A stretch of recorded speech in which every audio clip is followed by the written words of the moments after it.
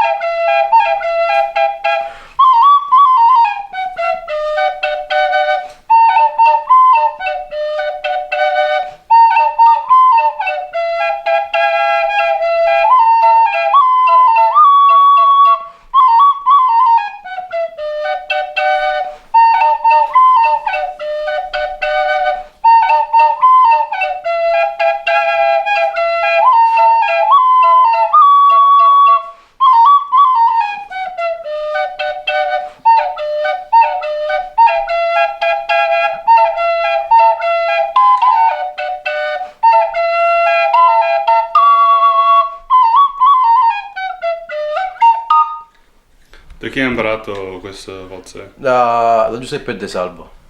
Ah, Giuseppe Salvo. Sì, lui lo suona. Ok. C'è anche delle registrazioni che lui suonava questo... E la tarantella che facevi prima? Lo puoi Balletto. fare? Sì, balletto, vabbè. Lo puoi fare?